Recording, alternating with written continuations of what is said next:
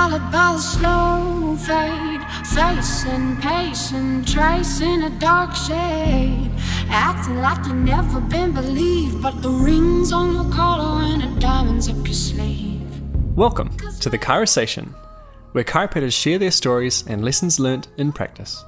The intention of the Chirosation is to provide resources and a community that will help chiropractors realize their innate potential. So join the Chirosation today. In this episode, I have a conversation with Dr Olivia Borlase about her experiences in early practice. During this episode, we discuss how she discovered chiropractic, the ups and downs she has experienced in practice so far, and what chiropractic is like in Nelson, New Zealand. I had an absolute blast catching up with Olivia, and I know you will enjoy this one just as much as I did. So without further ado, welcome to the Chirosation, and this is where the conversation starts. Welcome everyone to episode 12 of the Chirosation. With me I have Dr Olivia Borlase from Equilibrium Chiropractic. Very excited to have this conversation. Olivia's doing amazing things down in Nelson, and I'm really excited to catch up and hear what she's been up to and share some stories. Awesome. I'm looking forward to it too. It's going to be great. Awesome. So just to warm up today, can you share with us how you got to chiropractic?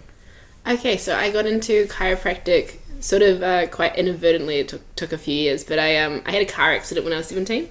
So I was driving home because I went to boarding school. I was driving home and I rolled the car into a ditch and sort of crashed down this hill and ended up upside down. And to get out of the car, I had to release the seatbelt and land on my neck and shoulder and stuff like that. So, you know, naturally, I'm a farmer's daughter, so I didn't do anything about it for like 3 months, and then it was exam time. I was the 7th form, and I was in pain all the time, couldn't stay seated, couldn't study, couldn't focus, and so my mum was like, right, you're going to go see the chiropractor. So I went to Equilibrium Chiropractic, and I saw Hayden, because he saw my sister, and so I'd seen quite a few people in my family, and he sorted me out. He just had this, I think the thing that drew me, that really I enjoyed most about it though, was the way he communicated. He was really, he built this rapport and was just such a genuinely nice guy and knew his stuff and helped, and I really liked that. And I was a terrible patient, by the way. I was like the ultimate pain patient, and I was like, all right, out of pain, functioning, see you later. Yeah. But I really liked that, and so then I went overseas, and I came back, and I'd been lugging a pack round, so I went in to, get rid of the pain again. So I saw Hayden, and he just, did his thing and kept chatting, and he remembered everything that I'd told him, like from the previous year, and I found that amazing. I found his memory and that connection really, really quite cool. And then decided to go study medicine, because that's what I always assumed I'd do. And I really didn't like the atmosphere down in the pre-med stuff that I was doing down in Dunedin. People would, for a profession that's supposed to be helping people, they certainly hindered each other a lot. Like it's sort of like throw someone under the bus so they can't get the grades that you need that could compete with what your spot to get into medical school. And so like within 3 weeks, I was pretty certain I wasn't going to be doing that. So I wandered around aimlessly for a while and was, just doing whatever, and came across a career fair for the chiropractic college, and then it just sort of clicked. I was like, oh yeah, I'll just be Hayden, because let's just be Hayden. Yeah, of course, everyone wants to be Hayden. Exactly. But it's so interesting, because when I was heading to the end of high school, I had the same thing, because medicine, that's just what you were kind of drawn to for whatever reason, wanting to help people, wanting to serve people, wanting to kind of make the community a better place. Yeah. But I heard the exact same stories of my buddies the year ahead of me who had gone down to Dunedin.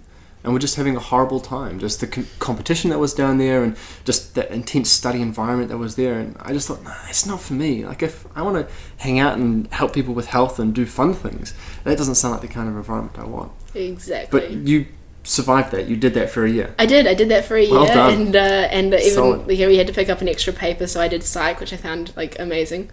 It was so super interesting, and sort of quite funny, because like they do abnormal psych as like the third part of it, and like the first thing the lady's like, all right, so I'm gonna go through this stuff, we've got 12 lectures of this, no one come down here afterwards and say I think I might have this, or I think my friend has this, because they don't. You're just like, you're medical students. It's like you're just gonna diagnose everyone with everything. So. Yeah, and you probably all have some kind of neuroses anyway, so it's fine. Exactly. It's like, that's why you're here.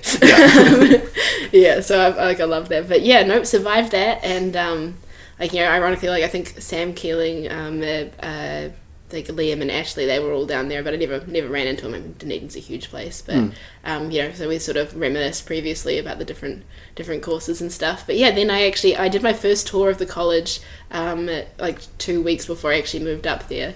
I managed to get some time off from rowing because I was training for the national comps at that stage, and came up, and it was such a, like the contrast was huge. Like, you're going around the campus, and my sister commented as well. She's like, it's creepy how happy everyone is here. She's like, everyone's smiling, everyone's helping you, and you just sort of, you actually know that if you put like your laptop down somewhere, not only would it not be stolen, like if it was gone, it's because someone's like trying to hunt you down to give it to you and give you a coffee because you must have been stressed about not having your laptop. It's just such a lovely atmosphere, particularly in comparison to the competitive sort of like in it for yourself sort of environment that you get in the medical sort of community. School stuff. I mean, that's just been their training system, and it's been that way for such a long time. Yeah. And I think that transition really kind of filters and reflects the chiropractic profession in itself. And being at the college and everyone's friendly and trying to help out has been my experience being in the profession as well. Yeah. You literally have to reach out and ask for some help, or say, I'm struggling with this, or I'm not sure how to manage this particular case, and everyone's there to support you, which is wonderful. Absolutely. It is a really special profession in that sense. Like, I'm just really grateful to be in it, you know? It's good fun. It is. It's so much fun. Definitely. Yeah. But we're in our first year out. There's definitely some ups and downs, and I'm really, I mean, we're chatting just before we put the microphone on about some, experiences with patients and the fun things that you kind of get to learn in the first year out, and that difficulty going, am I good enough? How's things going? So I'd really love for you to share like a really positive story. What made your heart sing this year, and you just went, yes, I'm in the right place, I'm doing the right thing. And then another thing that made your heart drop, and you went, this is really tough. Okay, well, because I always like to do the positive one like last. I like to get the negative stuff out of the way. I think the first one that sort of really like made my heart drop was this one guy. He's a Scottish guy, and he was quite a hard case. And I started off observing because I was shadowing one of our other chiropractors, John. He's such a sweet guy, John. If you ever get a chance to meet him, you just love him instantly. He's just the best.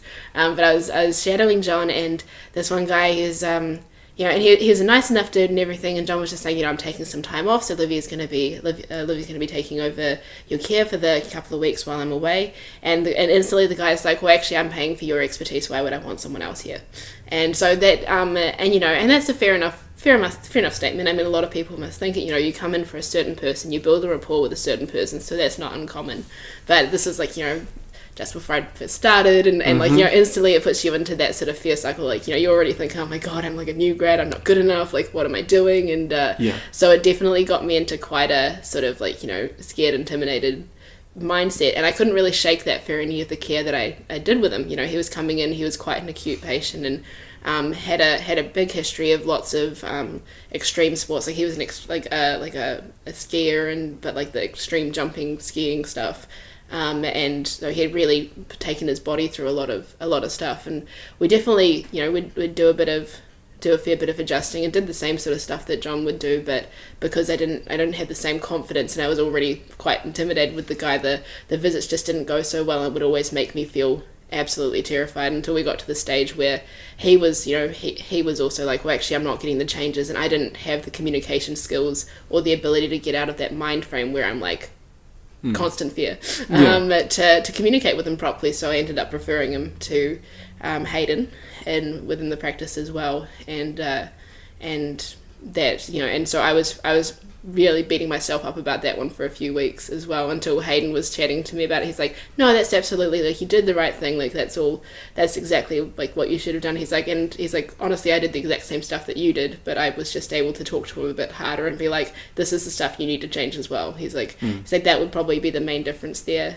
And then the other chiropractor, Suzette, who graduated, she was fourth year when we were first year, and she's amazing.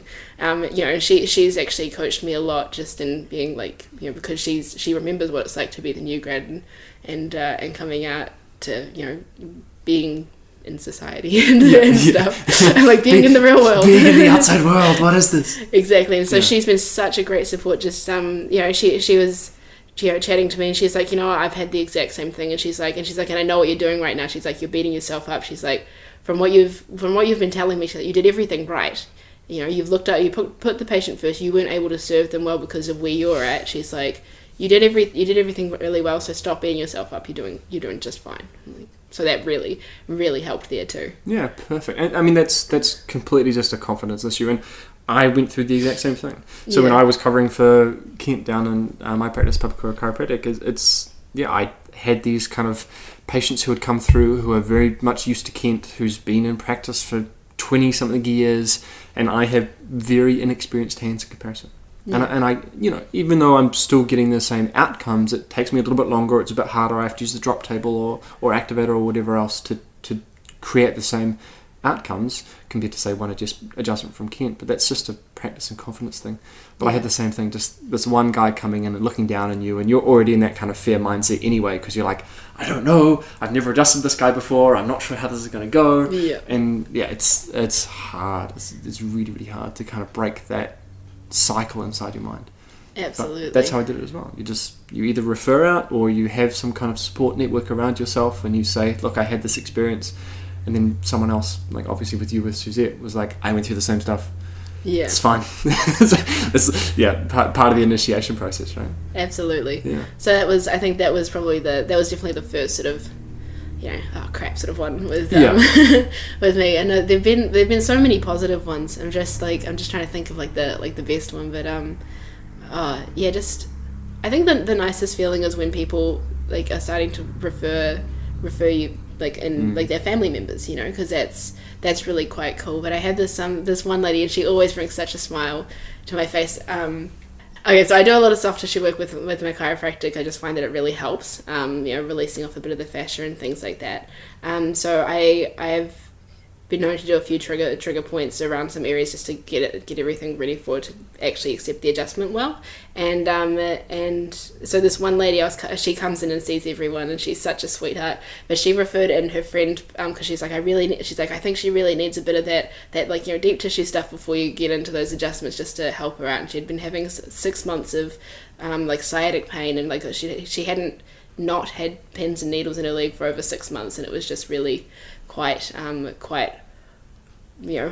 for her. She was really struggling with that. And so she came in, and she was just a joy to be around, one of those people you can chat with. Actually sort of reminded me of the same sort of sense of humor that my family has, particularly my mum, and so it was quite easy to create a rapport with her, and we just got such good results quite quickly. It went from being pins and needles all the time to, she had a day where it wasn't there, and then would come back, but it wasn't as bad, but she had that day, and she hadn't had that day in 6 months. And then the next time it was, it stayed away for 2 days, and she was on a weekly care, and just sort of changing like that. And she was just so appreciative and so lovely, and she'd do the exercises that you said, and if she and then days, there'd be days where she wouldn't do them, but she'd tell you. She wouldn't be like, oh yeah, no, it was like, actually, yeah, I didn't get a chance to do them this week. And we had a really cool, quite open communication where, we're both, where she was able to talk about stuff that she didn't succeed with, as well as stuff that she did succeed with. And, and now she brings her son in, and she's sort of like, what, I think, this was quite a cool, big wake up call. I'm just going to come in once a month and just get you to keep things where they're at, and and just coming to that realization what feels like on her own, because we never had the big sit down being like, well, here's the poster on the wall, this is the care initially, and then you come to a deviation. You can either go up and have maintenance care, or you can go back down into acute care and have to come back in later. And we never had that conversation. She just sort of came to it on her own. I really enjoyed that, and I still see her once a month, or sometimes a little bit more often if something happens. But she's every time I see her in the schedule, she just makes me smile. Yeah, oh, that's perfect, and that's what it's about, right? Yeah, just having awesome patients coming in that you can help. Yeah, I think that's amazing. Yeah, so it was really, really quite cool, and but there've been so many just really cool people. Actually, I was just thinking before as I was saying that one, the one that I think actually, that first one that I had that made me think, oh my god, I made a difference on someone's life was 3 weeks into when I actually first started. So this lady, and she's still one of my favorite people as well. I've got a lot of favorite people, by the way, but she's another one of them. They're all your favorite children. They're all my favorite children. I love them equally. Yeah. But she was really cool. She works she's a police She works at the police station, and she's a jailer. So she's like, she's got quite a really straight up posture, and she's quite a hard case, but she's just the sweetest lady that you've ever met, and people don't normally associate that with like a jailer. Like, she can absolutely be like hard and whatever if she wants to, but her actual personality, just a gorgeous human being. Like, I love her. But she came in, and we were going through her health history. She had and just all this stuff going on, chronic back pain. Like, she puts her back out, like, just by taking a step wrong, and then she's got sciatic pain, and it switches sides, and it was just really acute. But it had been going on ever since, like, for 19 years after like a hysterectomy. And I'm like 19 years is a lot of time to be constantly worried about what move you're going to do is going to set your back out. And and she happened to be like, we went through care, we sort of talked about what's going on, saying, there is some stuff going on with your spine. I can't guarantee that it's going to make everything better, but we can help out with some of this stuff, and it's a better functioning nervous system is always going to make life better, right? And she came back the next week, and she's like, oh my god, like, what did you do, because this is amazing. Just like loving it, like, she's like this is the first time I've not had pain in 19 years. And it was, and she's like one of the miracle stories that people always talk about, where you're just like, it just happens to be right time, right place, right adjustment for that person. But it was really cool. And she's so appreciative, and so inquisitive as well, like asking, okay, and so what are you pressing there, and so would that be linked with this, and then that thing down in the hip, and then it's the opposite shoulder up here, why is that doing that, and I did notice it was a little bit tighter up here, but I figured that's because it just wants you to adjust it, so and it was just like some really, really cool conversations there. But she was one of those patients that's like, even if I just come in like 1 week sooner, she's like, all this time that I've been in pain, that I could have just come and seen you. I was like, and you're like, well, yeah, that's true, but the main thing is that you're here now. And she is also one of the people that I just adore. But that feeling after seeing her that day, just being like, I really made a difference in someone's life. I'm like, 19 years is such a long time, and to be part of her, being able to function and feel better, I'm like, that made me feel really good. Oh yeah. Yeah. I mean, I know as chiropractors we're not meant to kind of judge our success based on patient symptoms, but God damn, it feels good when you have that miracle. Like when you do that adjustment and they come back in the next day and they're like, I don't know what you did, but it's magic, and you're like, yes. Yeah. It feels good. So cool. Yeah. And so that was, she's always going to have like a special place to me, like, because especially because it happened so early in practice. Yeah. I mean, that's phenomenal. Yeah. That's phenomenal. Yeah, so she was really, like, she was really cool, and I really liked it. That was a good day. Yeah, that is a good day. Yeah. So something I'm quite curious about, because heading back to home, because obviously you grew up in the Nelson region and kind of having that hometown advantage, and now being in practice. Yeah. How has that been for you? Have you felt like that's been beneficial? Yeah, I think it has. It's been quite interesting because obviously when they I was, I don't know, employed. I don't know. I'm like, I was like, when they kindly agreed to let me join their practice, like, everyone, they knew that I was from the Lakes. I was Hayden's previous patient, so that everyone knows where I was from and stuff. But I'm from quite an old family in the Lakes district around there. So Nelson Lakes, the Borlases have always been there, and it's there's a lot of Borlases in the area. So what I don't think they realized was just how much of a big name that is in certain areas. So I remember there was just like this 1 week where like every second person was like, oh, you have a Borlase here, is that like the Borlases from the lake? And they're just like, oh, okay, so this is like, so okay, you're actually pretty well known in that sense. And I think world famous in Nelson. Yeah, world famous in Nelson, and definitely in Rotorua. Like Susie actually said it the other day. She's like, yeah, I went to the lake for the week, and she's like, I sort of wanted to just go into the shop and be like, yeah, I know Olivia Borlase, and be like, because I'd be like, oh yeah, the one up on the hill. Yeah. So it was, it's like small town fame. It's just because everyone knows everyone. But so I think that definitely helped, and it was but it was also interesting in terms of seeing like because as well as being like a well-known name, I've also got this giant family. So I've got 4 siblings myself, and then my dad has 4 siblings, my mum has 3 siblings, and then everyone just is like constant procreation. It's ridiculous. So there's like a whole bunch of us, but just people getting past that idea that I'm, you know, just like, you know, their niece or their great grandchild or whatever, and that I'm actually an adult, like a professional adult. You know, it's like, oh, it's little Livy. Yeah. It's like, no, I'm a chiropractor now. I can do this. Yeah, exactly. You know, so that also took a little bit, I think, of you know, changing some people's mindsets around that as well. Well, also because you were away from home for quite a number of years as well. I was, Probably yeah. it was difficult to kind of have grown up quite a lot in that time, and then to come back. Yeah, I think that was also quite interesting, and just in yourself when you're coming back to a place like, because in Nelson I went to boarding school there, so it's like all the awkward teen years, and then you leave and you're like, oh man, I never want to relive that. So you get a lot of those you get a lot of those emotions where you're like, I'm just like you know, I'm 12 again, or I'm 15 and I'm dealing with acne, or like, you know, some of those sorts of things. But it's definitely been interesting settling back into Nelson, because it's also a place. Nelson is beautiful. If you've never been to Nelson, go there. It's like the best place ever. But it's a place that people go to settle down.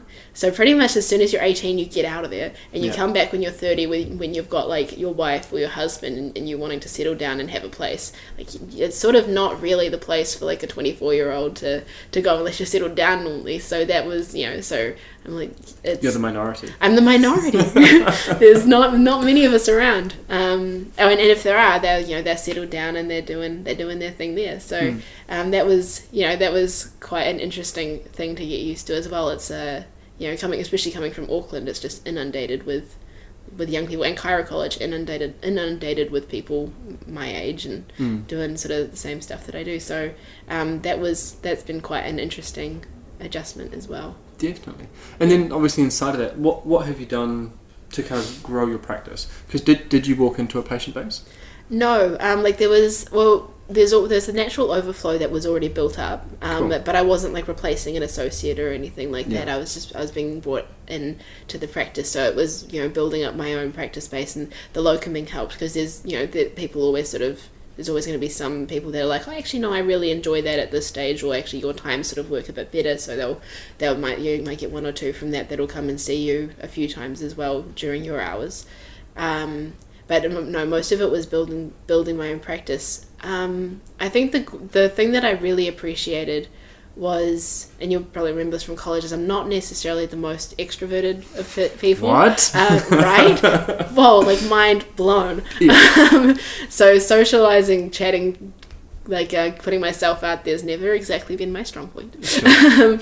But so what I really appreciated from John and Hayden and Suzette is you know, their sorts of their advice, but just that freedom to sort of to build my practice up more naturally. We don't actually do marketing as such at the practice. They've never really done that. Like, what they've mostly just built on word of mouth and referral and things like that. So that also, you know, because they're built that way as well, they know to allow a little bit more time to build the practice. It was sort of a bit slow going in that sense, but the sort of pre-existing openness of the practice to, you know, let, you know, people were sort of happy to see anyone in general, and things like that helped with building up my own client base, and the overflow was really helpful as well. There was quite a decent amount of overflow there, so I was in a pretty good situation just to try and build my practice that way. You know, the community, like the family, the fact that we know people and stuff like that. Like my mum works at a shop, and so she, you know, people were coming in and asking, and she'd be like, oh yeah, no, my daughter's a chiropractor, and you know, so there's word of mouth that way as well from the family, and being known in that area. And my sister's a courier driver, so she meets a lot of people as well, so, you know, she'd be like, oh yeah, no, my sister's a chiropractor. And so I was sort of, that was a lot of the ways that, you know, people would sort of hear about you as well. I started doing mixed martial art fighting as well, so I've like...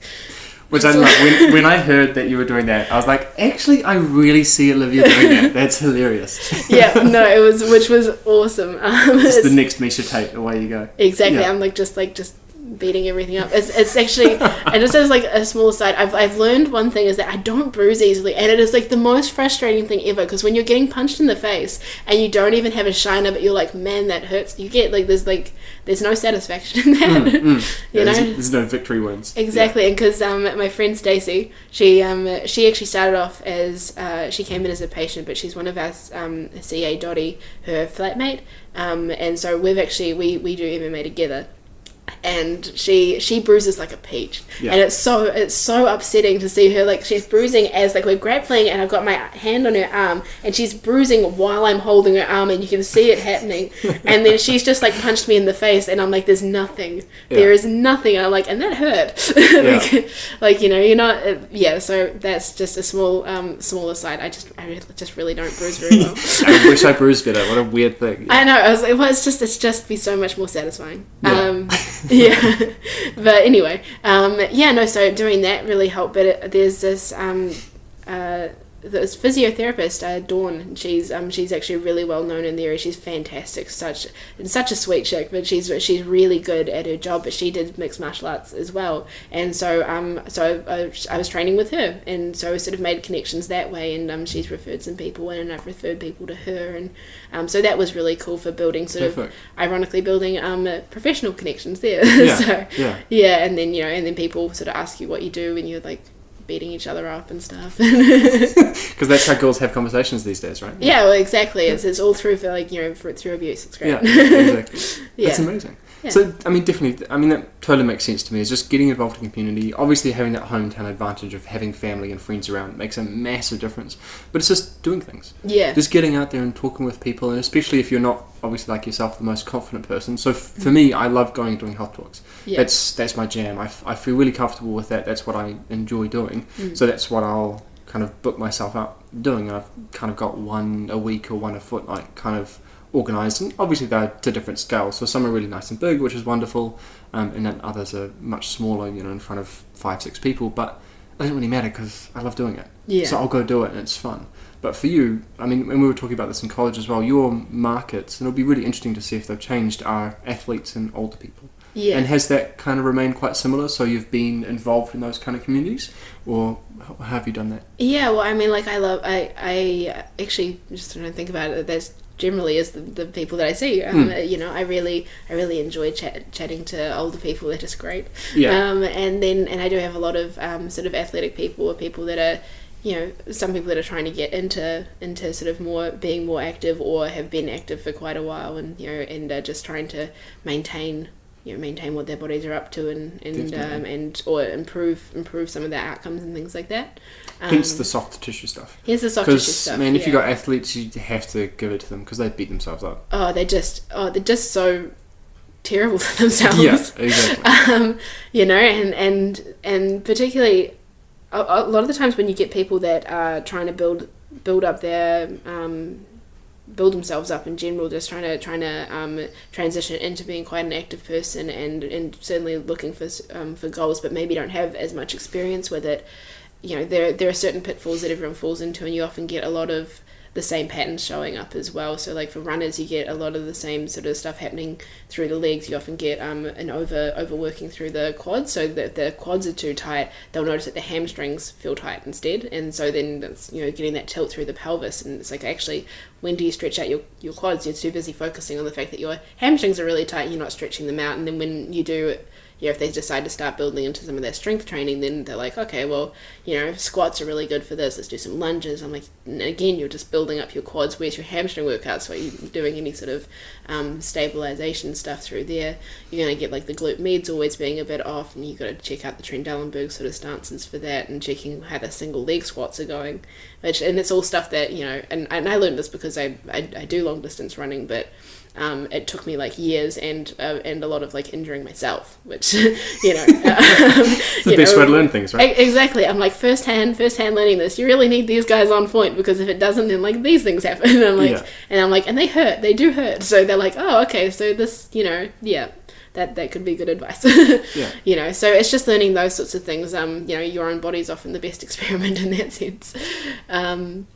Yeah, so it's just, you know, being able to help people out with that. And then, you know, everyone's going to respond somewhat differently. Like, that you'll have the similar patterns, but for some people it might be, oh, actually, okay, so you're quite, you know, because you're running, and then you also previously used to play a lot of tennis, you actually got this sort of one-sided thing going on, and you're getting more of a, you know, because you were right-sided, and your shoulder was really working quite hard, and you would spend a lot more time building up that right side of the body. So when you run more with your right side of the body, and you use your left side more for turning, so you've got an imbalance of muscles in that sense. And just like things like that, it's like really fun people are puzzles, and it's really fun to like figure them out. Yeah, definitely. You know? Well, I think about it the same way. You're just trying to figure out where the piece is. Where's the pattern? How can I get in there and change these pieces around so that it actually fits together properly? Exactly. And it's like, or like if they're like a jigsaw, then sometimes it's like, well, which piece is it that if I manage to find where that one fits, that it's just going to make the whole puzzle like fall into place. You know? It's like that one bit that if you put it there, the whole picture makes sense. Exactly. Yeah. It's like, it makes you really wish it's like, I just need to find all the edge pieces, because it's so much easier to fill in the center. Yeah, exactly. And well, speaking of that, edge pieces, what would you describe your technique as? And has it transitioned? Has it been different from what you did at college? Yeah, I'd say it has, because I do a bit more of the soft tissue stuff than what you're able to do at college. Mm-hmm. You know, at college, I think, like, as I recall, like, doing a psoas release was considered a single adjustment, because you dirty mixer, yeah. I know, right? So like, oh, okay. So I definitely do a bit more soft tissues, like quite a bit more soft tissue stuff. You know, I find that they are often really necessary to get the adjustments to set. Muscles are so powerful that if they're ignored, then it doesn't. Well, not ignored, but not addressed. Often at the same time, they can impede someone's care. You know, so I'm all about trying to make their care, to do as much as I can for their care. And I mean, obviously, if there's like a heap of muscle stuff, we've got a massage therapist at Equilibrium, and there's heaps of great people around that I frequently refer out to. But if, in terms of like at that moment in time, if me releasing off the piriformis is going to get that, like, you know, that base, like that posterior sacrum to set and to get the changes that that the patient needs, then I'm absolutely going to do it. You know, and I often do. I frequently do. So I'd say I'm quite diversified. I use the drop table a fair bit. I do a bit of... Because thank God for the drop table. Thank God. Oh my God, thank you. Yeah. Yeah. I love the drop table. And I use the activator a fair bit. I've actually even used activator protocol. Wow. Thank you, Shisson. Yeah. I've used activator protocol on a couple of people. I've done some cervical chair, so I've done a bit of Gonstead, but everything it's predominantly diversified with drop assist. And I do a bit of soft touch, sort of like light, a bit of BGI in there sometimes, just for some things that need to release off a little bit better, and a bit of cranial stuff too. So a little bit of SOT. I did an SOT seminar earlier in the year, so a little bit of cranial as well. Nice.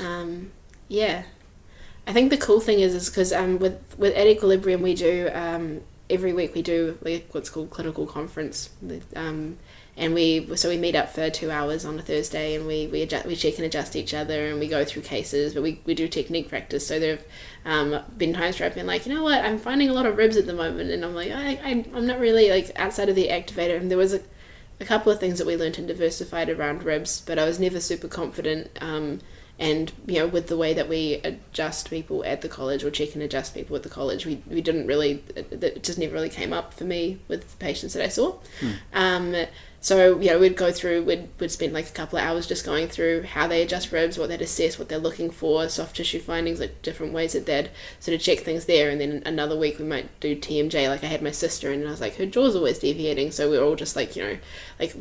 And pterygoid trigger pointing, by the way, is so painful. Oh, it's the worst. It's the worst. Oh my goodness. Oh wow, it's pretty miserable. But man, does it make a difference? Oh yeah. Oh yeah. Yeah. So I had a patient come in earlier this year who was not making any sense at all. So just like, all right, well, I don't know what's going on, so I'm just going to muscle test everything and then figure out what comes up positive. Yeah. And Chiropractic came up positive. So I was like, well, haven't done this since class in third year. Get the glove on, bam, bam, and then that cleared it up, which is fantastic. So I think it's one of those things that it does come up, and if you are aware of it, as that is a possibility. And yes, you may have cleared up all the subluxation, but sometimes there's these weird things that some people have. Yeah. And if you're aware of it, you can actually do something about it, rather than going, well, that's as good as I'm going to get. Exactly. Well, and have you noticed that after, like, I don't know if this comes up for you, but like sometimes when you've found like that weird thing, you've been like, randomly, I'm going to try and see if this is what you've got, and there's like, oh, that's absolutely what they have, and adjust it. That all of a sudden it comes out a whole bunch. Like you'll have just like a string of people where you're like, oh, okay, yeah, no, you've got that thing, and you've got this thing, and they'll just have like a string of like, I don't know, like psoas spasms, or like everyone, so all of a sudden like you've got like a TL junction subluxation in like the next 5 people, or like, you know, it just seems to come in like clusters. Yeah, definitely. Yeah. I don't know, I think 2016 has been the year for rotator cuff injuries in Nelson, though. I'm like, oh my gosh, guys, just look after yourself.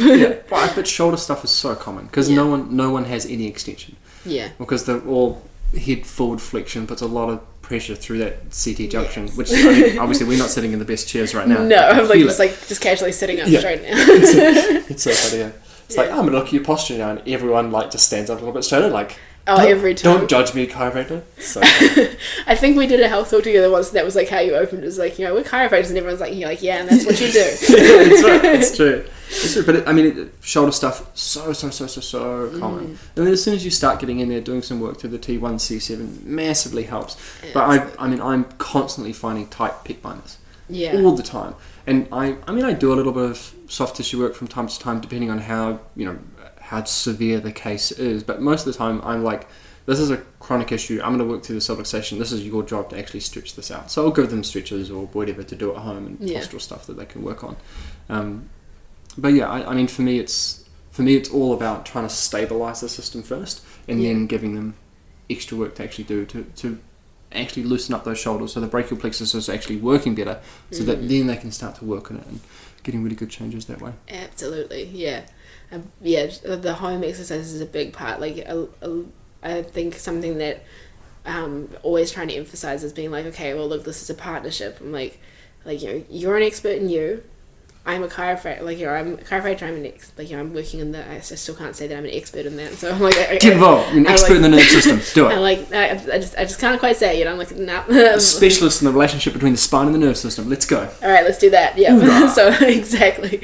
I'm like, but like us together, we're working together to help you. So you need to. Yeah. I'm like, so it means it's a partnership, 2-way street. I'm going to do what I do, and I'm going to help you the best I can. But that's going to only be as good as what you're able to give back as well. Definitely. You know, we're here for 15 minutes once a week. How many other minutes are you not here, and how many of those minutes are actually being detrimental to what we're trying to achieve? So you need to, so these are some things that you can do. If you can, even doing these, like, whatever it may be, it might be like once a week, 3 times a week, once a day, whatever, making a change is going to help. And I'm all about the small changes. It's the small changes that last, and they make such a difference over time. Definitely. Yeah. Well, and have you found, I've certainly found this with my patients, so it'll be very interesting to see if you've found this with yours as well, is once they've actually done a solid block of care, whatever that is, if that's a 3x4 or whatever it is for you, they actually feel like they want to be more active, and they do more activities, and they actually naturally improve those areas of their life anyway, because all of a sudden their neurology, their body's way more free to do those activities,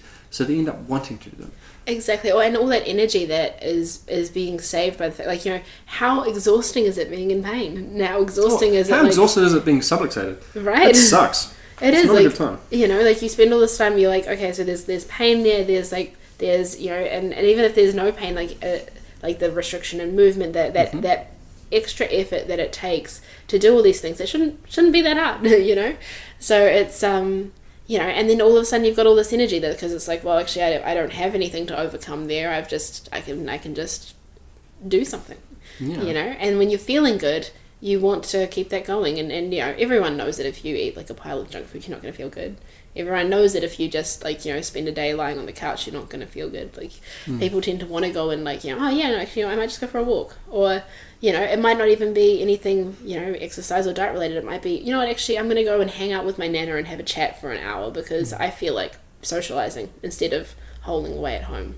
You know, I feel like making a connection with a person instead of, you know, being exhausted and not, you know, not being able to, you know. Absolutely. And the amazing thing is a lot of that stuff happens and you're not even aware of it because you haven't asked the patient yet. Exactly. And so you just ask them, so what have you been doing differently? Yeah. And they say, oh yeah, no, I've been walking, hanging out with my grandma, I've been socialising more because I've actually had the energy to, or I've wanted to. And you go, wow, that's amazing. Exactly. Chiropractic. And I think the coolest thing is when you have those patients coming in being like, okay, so I never told you, but before I started seeing you, like, I felt like my legs were dead and I couldn't actually, like this one person, she would bend down, like she'd go down to like a squat position and do some gardening, and then she'd have to walk herself up because she didn't have the strength in her legs, and she's like, and she's like, I didn't tell you, but my legs just felt completely dead. She's like, and I used to be a sprinter, so it was really quite a bit of a bummer, but I just thought it was age and stuff. She's like, I can squat, I can do stuff. She's like, I feel like, you know, I could go running if I wanted to. She's like, I can, you know, I never told you that. And she's like, but it's, you know, I can do it now. I'm like, well, that is awesome. That's really cool. Yeah, it's amazing. You know, that's such a cool thing to get back, like, you know. Yeah. Well, you kind of feel like you get your old self back. Exactly. Yeah. Like, you know, you regain parts of you. Yeah. Well, speaking of patient stories, I had a really, really funny story. This guy came in, so he's a new patient, did the new patient exam, took x-rays. On the next visit, did the ROF, checked and adjusted him on that visit, and rocked his world. Like, it was just one of those days when you kind of, like, you're on fire. Like, all your adjusting's perfect, your spiz, the way that you're talking is really, really good, and just, I was super onto it. I felt really good. Next day was shit, but that day was good. It was really cool.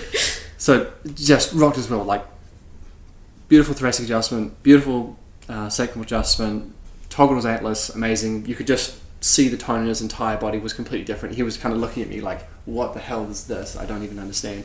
And he came back a couple of days later for his second report. We were talking about strategy, how long it's going to take, cost, blah, blah, blah. And he's like, mate, I don't know what you did, but honestly, I went, after you checked me, I went and hung out with one of my mates. I had 2 beers and I was trolleyed. And usually I can handle my alcohol. I can have like 8 beers and be fine. I wouldn't drive on that, but you know, I'd be fine. I've got my wits about me. 2, and I was trolleyed. And I went home, and my wife went ballistic at me because she thought I went out and got pissed after work. And I didn't. I just had 2 beers. What did you do to me? I was like, well, chiropractic makes the body more efficient, making your liver work better. Therefore, you're probably more susceptible to the toxicity in your blood with alcohol. Having no idea that that's the case, because I'd never had a patient come in and tell me that before, but 100% just went with it. But after that, like you said, you kind of have this run of people who will kind of share that story. And I mean, it's never something that I've asked about or been curious about, but I literally had 5 different patients that day that I just kind of asked the question. So how's chiropractic affected your drinking? And every single one of them said, yeah, I can't drink as much anymore. Like, you're turning me into a lightweight. What's up with that? I'm like, well, I don't know, but I have an idea. But yeah, it was just a funny thing where sometimes you check and adjust someone. And this is a guy who's coming with low back pain, right? Like, very, very classic case, lifted up something heavy at work, hurt his lower back, it's now in spasm, coming in for care, rah-de-rah. So you just kind of do your normal thing, but you have this unexpected outcome. Just because you're checking and adjusting the spine, you're getting the neurology, you're getting the nerve system working better, and all of a sudden you have this weird thing of, oh my god, this guy got drunk after 2 beers, which is very unusual for him. Or this other patient, she's used to drink 2 glasses of wine every night, and now she just has one every second night because otherwise it's too much for her. Yeah. And it's those little changes that, I mean, I haven't been talking with people about it, but that's something that they've noticed themselves, that they've just changed. Yeah. I think that's amazing. That's the kind of cool bit about it. Yeah, absolutely. It is amazing. And the things that people will pick up on as well, or that you pick up on, and you're like, actually, you know, because you look through your notes and you'll be like, you know, people will be like, oh yeah, no, I haven't really noticed that much change really since I saw you. And it's funny how quickly you forget what you came in like, you know, and because I was the same. I said, like, yeah, there've been times where I'm like, nah, you know, I'm still noticing that I'm just getting really sore through this, through like my hip or whatever, and then you'll be like, actually, wait a second, what was I really like when I was like.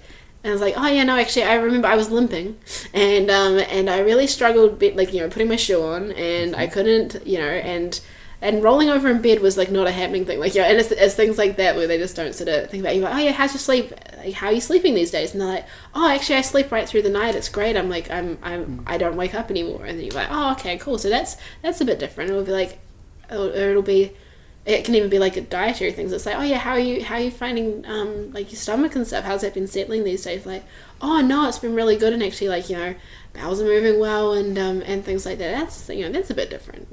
Like just little things that because they you can get sort of a bit caught up in the things that you think are a bit more that the patient perceives to be primary, being like, yeah, but like this one thing that like that is still sticking, and you're like, okay. But all these other things have changed. yeah, definitely. And I mean, I've definitely fallen into that trap as well. You have this patient come in and he's just like, it hurts. Oh, yeah. And of course, you want to help them with that. So that's your prerogative. And then, I mean, I've definitely learned that lesson myself where I forgot to ask them about the other stuff. And other things have changed, and they're better at home. They're not as stressed out after work, so they're fighting less with their partner. And that's, for them, a really big deal. But because I didn't ask for the first 2 weeks, it was all just chasing pain, and I was like, oh, I'm not helping this guy. Yeah. It sucks. No, I had that, a similar sort of thing. I had this guy come in. He came in for a couple of appointments, and he was generally like pretty fit, happy guy, like not very, like, not too many subluxations going on. So saw him a couple of times, and he didn't really report feeling much different because he came in as a wellness patient anyway. His brother was like, you have to come in because I think it's great, and you're my business partner, and you're doing it. So he came in for a couple of times, and his family was in. But I met his wife like a month or so later, and she was like, oh, you were the one that saw such and such. And I was like, yeah, no, that was, how's he doing? She's like, oh, it's great. It was so cool that, like, after he came in after seeing you, and he was so chilled out. So, like, he was actually able to turn his brain off. She's like, it was great. It was like a completely different person. It's like, oh, he never mentioned that. She's like, yeah, he didn't realize until I told him, like, he was actually just chilling out. He was great to be around. So much nicer. I was like, oh, well, I'm really pleased to hear that. That's really cool. Yeah, that's awesome. That's so cool. That's so cool. It's just funny. Patient stories. But it's the ups and downs. I mean, it's wonderful to share the success stories, but I've definitely had probably an equal number of crappy stories this year of patients that I couldn't help. But what I've learned is the best way for me to deal with that is to refer. Yeah. It's just been the greatest trick. As soon as I learned that, as soon as I stopped holding onto my own shoulders and be like, I suck as a chiropractor, I can't do this, I'm not helping this person, and just went, look, obviously me right now, this is not the right time for you. I'm going to refer you to obviously Kent in my office or whoever else who's around that's going to suit them. Absolutely. And it was just the best because they appreciate it because they know that your intention is not to keep checking them even though you're not doing a good job. You're actually happy to refer them out and get them care somewhere else. Absolutely. And it's definitely made a big difference with me. No, absolutely. And because there's always the tricky ones where you're like just sort of, I don't know, you sort of it just doesn't quite happen, Which I think is the real wonderful thing about working in a practice like yours, where there are multiple chiropractors there. Yeah. It gives you such a greater range of diversity of saying, this is the kind of patient, you're probably really suited to go see Hayden. So I'm going to refer you off to him and he can look after you. Exactly. Or, you need this extra special type of care that I can't provide right now, but I know that John has this specialty and he can look after you for the next couple of weeks to work you through this, whatever it is, and then he can refer you back to me to continue with your regular care. Absolutely. Having those kind of possibilities, I think, is so important. And I think it's wonderful that Equilibrium's actually creating that environment down in Nelson, because I think that's really rare in New Zealand. And it's a wonderful thing. It is. No, it is really cool what they're achieving at Equilibrium in that sense. It is really, and we've got our chiropractic meeting, we've got our staff meeting, and it generally is like at each meeting we're like, okay, so it's about the patient. What do we, how can we achieve this? Because we had really working towards making it so that people are coming in for chiropractic, not for a chiropractor. So that was something that they've really focusing on, and it's been really amazing to be a part of that. And just like John and Hayden, they started the practice 8 years ago, and it's just been like it's a phenomenal, like, the environment and the community that they've created there, and it's so, like, I'm so blessed to be a part of it. I don't even know how it happened, but I'm so grateful. I'm so grateful for whatever stars aligned for that one. And but it's like just the way that they're going about that, just really trying to promote to the patients, being like, look, it's really important that you get your care, like, and so that if they are away, that patients are happy to continue their care and they're not going to sort of stop and whatever. But like we all got our different interests. John actually does something called nasal specific chiropractic, which I actually never knew was a thing, but it's amazing. I got to observe it a couple of months ago, and I'm actually going to give it a go at some point. John offered to take me through a course of care, which I'm really excited for. But it involves, it's affecting the cranial system, and you put a balloon into the different concave of the nose, and it's sort of like a really brief inflation of that balloon, and it moves things around and it affects stuff, and it completely changes around people's, like, it can change people's lives, really. It's like, and it's just another really cool aspect of chiropractic, and he does that, and that's something like for a person with a lot of sinus issues, like sleep apnea, like sort of lots of different things like that. It's another avenue to explore. And then and Hayden, he's done a bit of NSA. He's got, like, Hayden's, like, everyone's just like a little bit magic there, and it's with a different techniques. And and Suzette, she's started doing applied kinesiology as well, and she's done a lot of pediatric seminars. So she's just, and she used to be a massage therapist as well. So she's just, I love being adjusted. I love watching her adjust. It's like watching a dance. She just sort of, and I don't know, just. I call it magic hands, but like it's just amazing. And so everyone's got these different, like, just different approaches, and it's really awesome when you get a patient that sort of like just jumps between everyone, because they pick up on that. They're like, everyone's got like a slightly different approach, a different way of looking at things, and a different way of adjusting, and all of them are really beneficial, and it's really creating it's quite a unique experience to be able to be adjusted by all of you and get the benefits of all of you. And they're like, we really increases. People have commented how much their care is boosted from having that ability, which is really cool to get that feedback from patients, and to have that ability to be like, there are definitely people in there where you're like, actually, I really, there's some of this soft tissue stuff that I don't think that I'm the right person for this at the moment. But if my colleague Suzette, like, she does some really cool stuff around this. So if you book in to see her next time, or if they're supposed to be on like a twice a week here, that it might be like, if you come to see me at the start of the week and you see Suzette later on in the week, then I think that's going to be a really, really cool way just to get some awesome results, and it's been super helpful, I think, in advancing some of the care of the patients. It's really cool to see. I think it's wonderful, and I mean, personally, I really believe that that's the future of chiropractic. Is looking at how amazing and diverse it is, and actually working together to create better outcomes for the patients. That's what it's about, right? Absolutely, really it's awesome. Cool. So, what does the future hold for Olivia? What does the future hold? What's next? What's the dream? What's the vision? Oh, okay. What is the vision? Well, I would really like to.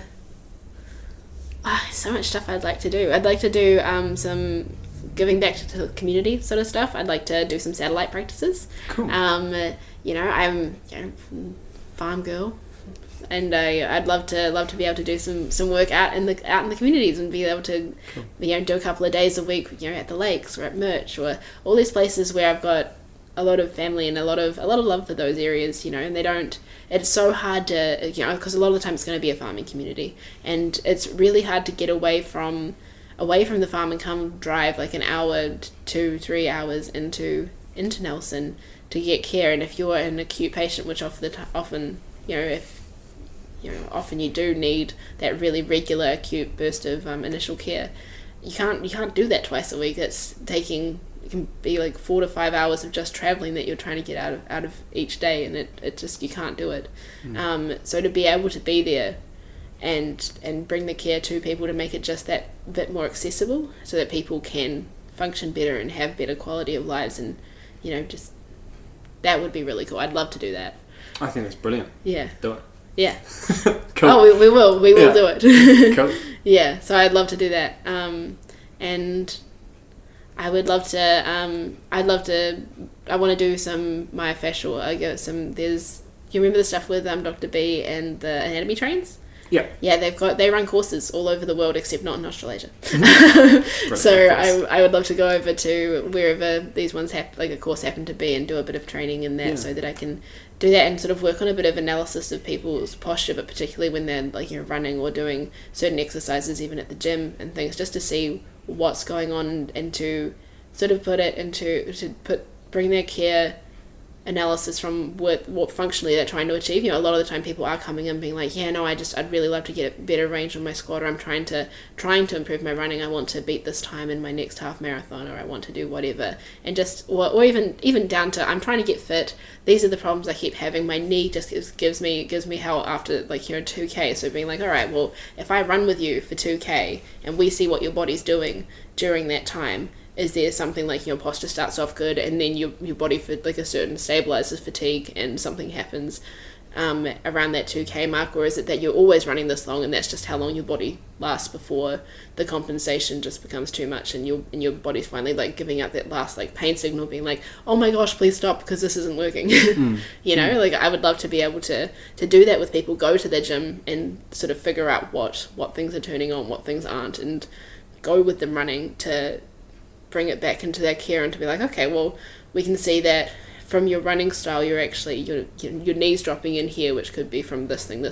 So now we can test that, see what's going on, and is that because your pelvis is rotated forward on that side? Is that from this chronic subluxation, or maybe is it that when you're lying down on the table, something's changing around compared to when you're up and active? And we're actually getting some false readings there. So what we really should be adjusting instead of that posterior sacrum is the AS, or we should be adjusting, it's not really coming from the sacrum, and actually your ankles are just not, it really is from the ankles, or it's actually, when you're running, you're rotating with your shoulder, which is putting way too much stress through here. So we need to build up those muscles instead. I would love to be able to do something like that. That's awesome. Yeah. Very, very cool. Yeah. You always love to learn. So speaking of loving to learn, what are some cool resources that you're using at the moment? Podcasts you're listening to, YouTube clips, books you're reading? What would you recommend? I recommend the Anatomy Trains textbook. I really like that. Funny there. Yeah. It is very good though. I really enjoy reading it as well. It is pretty good. And I've been reading a few different books around sort of like there's like Anatomy for Runners and sort of just sort of the standard resources for people that do running. Obviously I enjoy running. Other stuff that I've been looking at as I've actually been going through a lot of the old notes from the college, because as part of what I'm doing at Equilibrium is as you build up your hours, you do tend to have a lot of free time outside of that where you're like, well, I want to do work and whatever. But it's been cool because John and Hayden have given me the opportunity to help with sort of doing some CA stuff, which has been really fun, being able to connect with the CAs as well. These Dottie and Andrea and Lucy are our CAs, and they're all fantastic, and also getting to know behind the scenes stuff there, and put some of my sort of nerdy stuff to work there as well. I quite like working with computers and systems and lists and stuff. Yeah. I like that stuff. So I've been able to do a bit of that stuff, but we've been revamping our paperwork, which has been really fun for me to build up this paperwork and to create a manual that goes with it for sort of like ACC. So if they're like, all right, well, you've ticked these orthopedic tests were positive. What does that mean? Well, this is how we do the test here. This is what this is when we tick this, we know that it means this, so that is what happens. So if they're like, well, this is, if anyone ever wants to look at that, or for any future associates, so that we're all on the same page, all of our paperwork is standardized, and that makes it more efficient in my mind anyway. That's awesome. Yeah, so I've been getting to do a bunch of that stuff, and now I've completely forgotten what the question was. Resources that we use. Okay. So I've been looking through a lot of that stuff and doing a lot of online looking, just being like, well, this is what I know that this means. What is the resources out there saying if someone's doing, Sheppelman's, and I know that it means this, is that what everyone else is going to know that it means anyway? And, that sort of thing.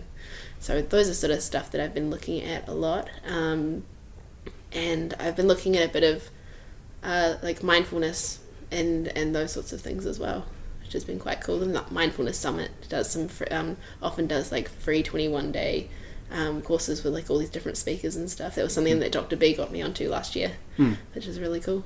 It's really, really cool. I think that is really important as well when you're kind of heading out into early graduation, your first year out, there are still a lot of things for you to learn, a lot of things for you to refine. And to figure out what you're actually passionate about and interested in is really exciting. Yeah. Because now you can actually spend the time to do that. Rather than having to learn everything because that's what the test is going to be on, you can actually go, no, this is what I'm interested in. This is what I want to learn more of. But I think it's so essential to do work on yourself. Yeah. To figure out who you are. Who are you as a chiropractor? What type of people do you want to look after? And how can you look after them better? And if you're stuck in a fear mindset, which you can't help when you're early out, because it is scary, because it's new, you've never done it before, to figure out how to get over that and build your confidence. And I mean, obviously you're in a wonderful supportive environment, which makes it so much easier, but for those of us who aren't, well, not me, but speaking in general terms, it does make it a lot harder. It really, it does. I mean, I've chatted to some people that haven't, like, they've gotten an associateship, but not necessarily the mentoring aspect and that sort of thing there. It really, you just see that it is so much more of a struggle, that, which is what they've said, that they've just really struggled with that that there, and how much they miss and didn't realize didn't quite, you realize it at the time, but you don't realize it until things are gone, generally, quite how much you value that extra tutelage and that support of people in the same field that, like when you're at college, you can just ask a supervisor, you can ask for friends, and you have jam sessions all the time. You just feel like, exactly. Whereas when you kind of head out into practice, you definitely feel a little bit like a lone soldier. You are kind of by yourself, and that's what I struggled with for the first 6 months of being in practice. I didn't interact with anybody. Even though I'm in the same city as a bunch of graduates, I'm in the same city with a bunch of people who are going through similar stuff as me. I just was really isolated, which really sucked. So I'm hoping that, obviously having these kind of conversations and reconnecting with people and providing this kind of service will inspire people to go, no, I don't have to do this alone. I can reach out and ask for support and say, I'm struggling with this, can you help me?